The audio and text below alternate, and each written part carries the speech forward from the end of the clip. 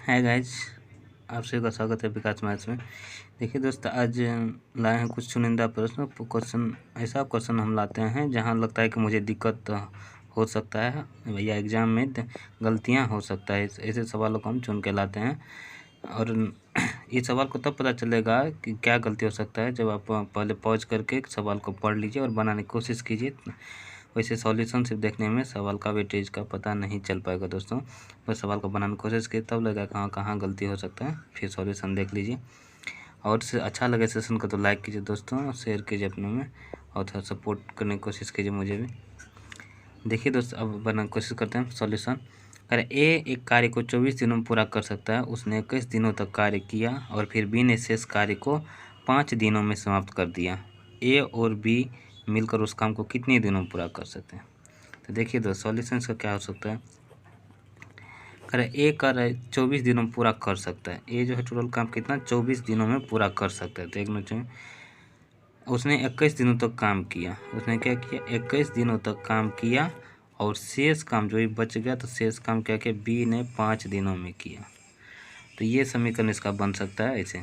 तो देखिए इधर 24 इधर 21 इधर आ जाएगा, कितना आ जाएगा, तो ये 3a हो जाएगा, इधर बच जाएगा 5a।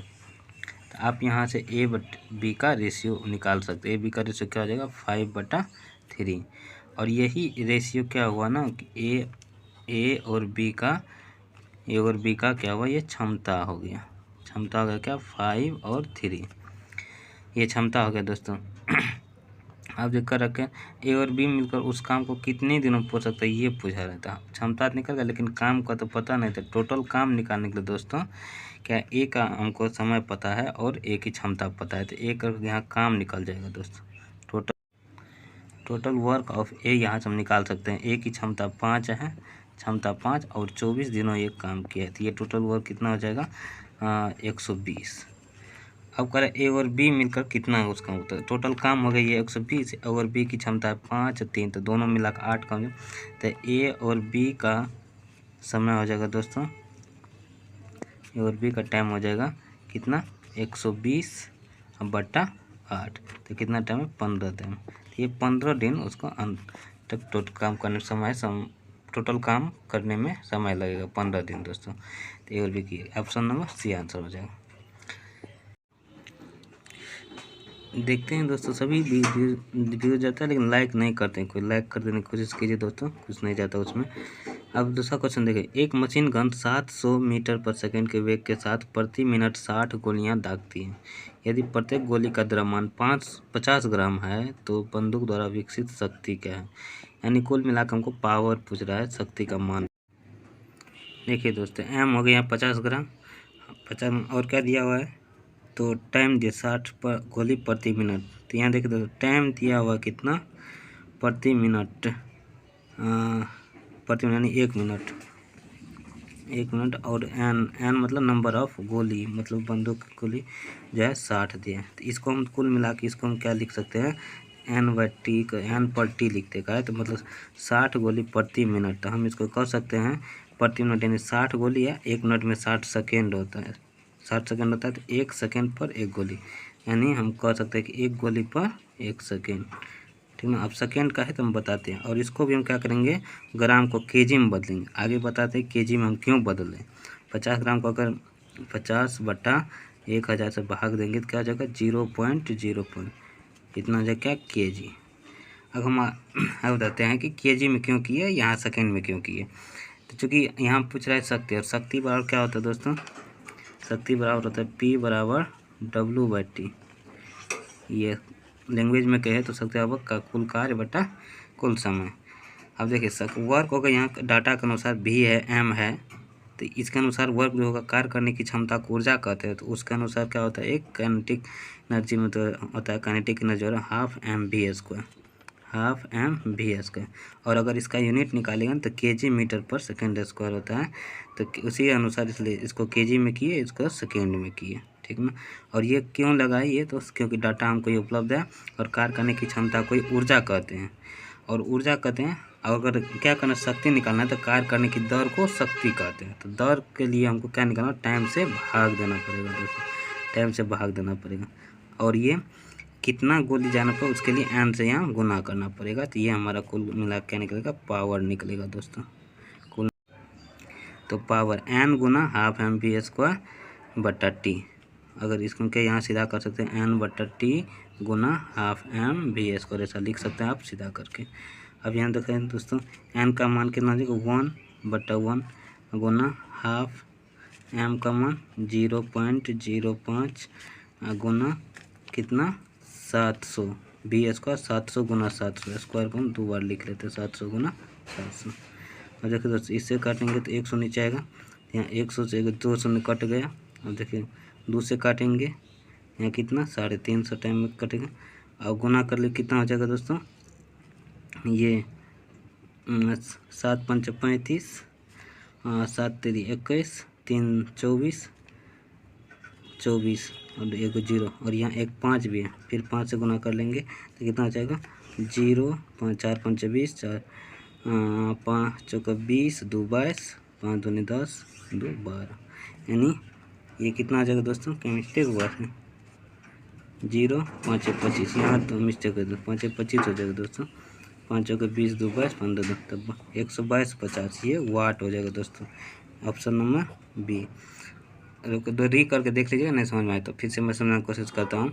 यहाँ पावर कितना गोली तो उसके लिए एन गुना कीजिए और काट में क्षमता को जा करते, इसलिए ये सूत्र लगाए। और काट करने की दर को ही शक्ति कहते हैं, दर निकालने के लिए टाइम के रिस्पेक्ट में कैलकुलेशन करना, यानी टाइम से भाग देना पड़ेगा। तो ये को टूल कुल करेगा कितना शक्ति, तो इस पर बैठा दिए, बस डाटा यहाँ तैयार है। यहाँ केजी में कन्वर्ट के लिए यहाँ पे चाल दिया हुआ भी, इस पर लगा दिया, ये निकल गया वाट। ठीक है दोस्तों, ये क्वेश्चन देखिए दोस्तों, देखने में छोटा लेकिन कभी कभी ये लेकिन गलत होने का ऐसा सवाल हॉल में ज़्यादा चांस रहता है दोस्तों। जल्दीबाजी में ना अरे 4 संख्याओं ए बी सी तथा डी है का कुल औसत 26 है। यदि ए और बी का औसत इतना है 19.5, तो सी और डी का औसत क्या होगा, ये मांग पूछ रहा है।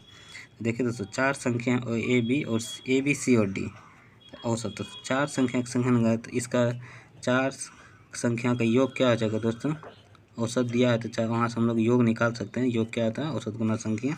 तो ये 4 वो संख्या हैं, औसत है 26, यहाँ से कितना निकल जाएगा 4 6 24, 4 9 8 2 10, 104 निकल जाएगा। तो और कह रहा है ए और बी का औसत, तो ये ए एंड बी जो है 2 संख्या हुआ, ए और बी का योग क्या हो जाएगा दोस्तों,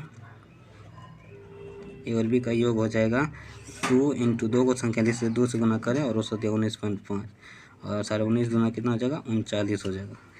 अगर 4 संख्या में से ये 2 संख्या घटा देंगे तो 2 संख्या का योग निकलेगा दोस्तों। तो शेष 2 और पूछ ही रहा है सी और डी, तो जो संख्या बचेगा 4 में से, 4 में कौन है A B C and D है, और ये ए बी का योग है, ये घटा देंगे तो सी डी बचेगा। तो सी एंड डी का योग क्या हो जाएगा दोस्तों, सी एंड डी का योग हो जाएगा 104 माइनस 39, तो कितना हो जाएगा दोस्तों 5 6 65 हो जाएगा दोस्तों, 5 5 6 5। ठीक है अका, लेकिन इसका योग हुआ, ये औसत मांग रहे थे, औसत में जैसे क्या 2 से भाग दे देंगे तो इसका औसत निकल जाएगा। 2 को संख्या तो 2 से भाग, तो कितना हो जाएगा दोस्तों 2 3 6 2 2 4 2 5, यानी 32.5 हो जाएगा दोस्तों। ऑप्शन नंबर बी आंसर हो जाएगा, ये आंसर हो जाएगा। कैसा लगा दोस्तों जरूर कमेंट में बताइएगा और लाइक कर दीजिए सेशन को और अपने दोस्तों में शेयर कीजिए। अगर सब्सक्राइब नहीं किया तो सब्सक्राइब कर लीजिए दोस्तों। अगर फेसबुक पेज पे देख रहे हैं विकास मैथ्स पे तो फॉलो कर लीजिए।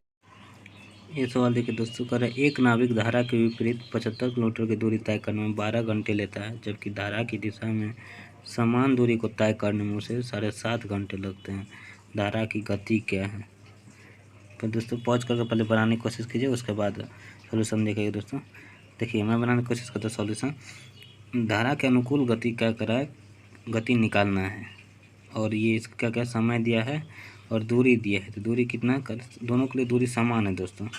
तो प्रतिकूल में 12 घंटे लगते हैं और अनुकूल में 7.5 घंटा। तो धारा का अनुकूल गति कितना हो जाएगा दोस्तों 75, दूरी गति पर क्या होता है दूरी बटा समय। तो दूरी और समय है इसको 7.5 घंटा लगता है। ठीक दोस्तों, ये कितना हो जाएगा दोस्तों, तो ये हो जाएगा 10, इसको रहेंगे कटेगा तो ये 10 हो जाएगा, 10 किलोमीटर पर घंटा। ठीक है दोस्तों।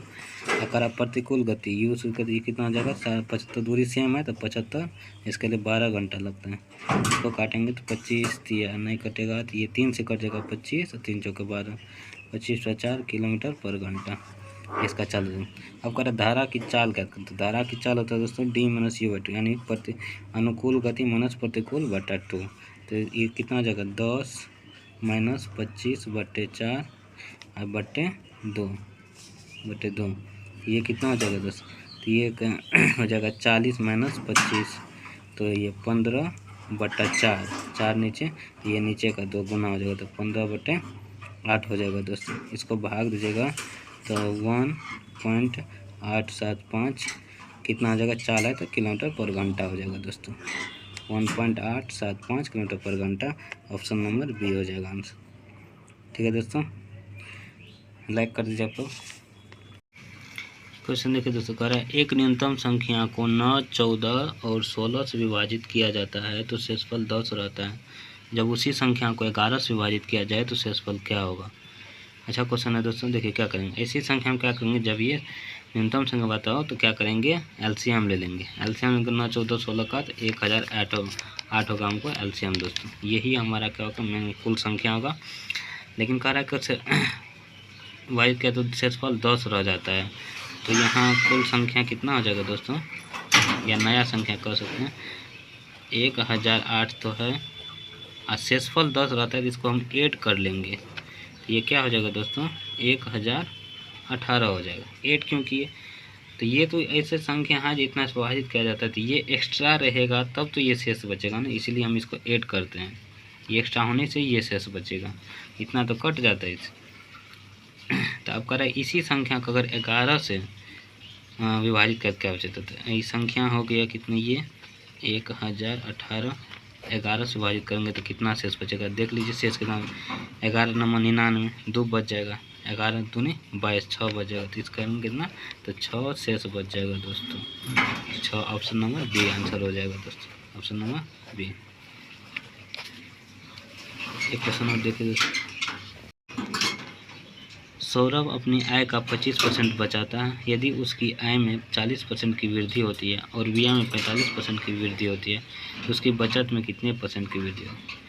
कल देखिए दोस्तों क्या होता है, पहले हम कहते हैं मतलब आय होता है, उसी में व्यय होता है, आय में से व्यय जितना हो जाता है, व्यय मतलब खर्च, जितना खर्च हो जाए तो उसके बाद क्या होता है, बचत होता है। जो बच जाए शेष रुपया उसी को बचत कहते हैं। तो पहले क्या कहता है, पहला लाइन एक सौरभ अपनी आय का 25% बचाता है, लेकिन आय कितना ये तो चर्चा नहीं किया है, तो हम आय मान लेते हैं 100 है। आय मान लिया पहली केस में 100 है, तो क्या 25% बचाना, 100 का 25%, 25, तो 25 अगर बचा रहा है तो स्वाभाविक है कि कितना 75 खर्च करता हूँ। यहाँ से ये तीनों निकल गया, एक के रहने से दिमाग लग निकाल लिए। हमको क्या सिर्फ 25 में बचत दिया था, लेकिन हम 100 मान लिए और 25% बचा रहे, 100 का 25%, 25 होगा दोस्तों, 25 बचा रहा है तो स्वाभाविक है कि 75 रुपये वो खर्च करता होगा, तब बचत 25 रुपये होता है। ठीक है दोस्तों। लेकिन कह रहा है यदि उसकी आय में 40% की वृद्धि हो जाए, तो अब देखिए नया केस क्या करे, आय में 40% वृद्धि, आय में 40% अगर वृद्धि हो जाए तो 100 रुपये या 40 में वृद्धि हो गया तो कितना हो जाएगा 140, तो कितना हो जाएगा, तो उसकी बचत में और व्यय में भी करे 45%, ये है व्यय, तो व्यय में 45% की वृद्धि करेंगे, मतलब 75 गुना 45% वृद्धि हो रहा है तो 145 हो जाएगा बटा 100, या 75 का 45 निकाल के फिर 75 में ऐड कर सकते हैं। तो 75 में ये इससे एक बार में निकल जाएगा, 25 दिया 75, 25 चौका 100। अब देखिए गुना कर लीजिए, कितना हो जाएगा 3 पंचे 15, 14 दिया 42, 1 43 बटा 4, इसका मान कितना हो जाएगा 4, 4 8 32, 3 4 7 28, 2 4 5, इतना निकल जाएगा दोस्तों। यहाँ 140 रुपया दिया है इतना, तो थोड़ा साउंड मैनेज कर लीजिएगा दोस्तों, हवा चल रही है इसलिए कुछ टकरा रहा है तो आवाज़ हो रहा है, तो साउंड मैनेज कर लीजिए। अब ये व्यय निकल गया, लेकिन कह रहा है क्या, इसकी बचत में कितने % की वृद्धि होती है। तो अब ये हमारा क्या है, आय नया है, इसको न्यू कह सकते हैं, ये नया आय, ये खर्च, तो बचत कितना हो जाएगा, तो 40 है 108 है, तो 32 का अंतर है यह, लेकिन उस पौने काट रही थी, इसका मतलब यह कितना हो जाएगा दोस्तों, ये हो जाएगा 31.8 25 जोड़ेंगे तो 32 हो जाएगा दोस्तों। तो इतना कट जाए, यानी आय में से व्यय करेंगे तो बचत बढ़ जाएगा। लेकिन अब आप बचत में कितने % की वृद्धि हुई थी? ये पुराना बचत है 25 और ये नया बचत है, इन दोनों में कितना का अंतर है? तो 25 6 31 यानी 6.25 का ये वृद्धि हुआ। कितना % वृद्धि हुआ? लेकिन परसेंटेज वृद्धि पूछा, तो परसेंटेज वृद्धि किसका? बचत का। तो बचत कितना वृद्धि हुआ? 6.25 वृद्धि गुना 100 बटा मूल मान यानी कम वाला, तो कितना आ जाएगा? नया वाला 25, ये एक नया बचत है, ये है तो कम वाला ये हो जाएगा। तो इससे काटेंगे तो नीचे 100 आएगा, ये कट जाएगा। 25 आगे कितना आ जाएगा? 625। तो 25% हमको वृद्धि हुआ दोस्तों। 25% क्या हुआ? वृद्धि हुआ। देखो माइनस में अगर आता तो कम ही होता, तब 25% वृद्धि कौन है? ऑप्शन नंबर सी हो जाएगा आंसर। तो आप लोग बताइए पूरा सेशन कैसा लगा दोस्तों। लाइक जरूर कीजिएगा सेशन को, थोड़ा मेहनत लगता है। और कमेंट में जरूर बताइए, कहीं दिक्कत हो तो कमेंट कर सकते हैं आप, जरूर रिप्लाई दूंगा। और सब्सक्राइब अगर नहीं तो सब्सक्राइब कर दीजिए और दोस्तों में शेयर जरूर कीजिए, ग्रुप में जितना भी शेयर कीजिए। थैंक यू दोस्तों, थैंक्स फॉर वॉचिंग।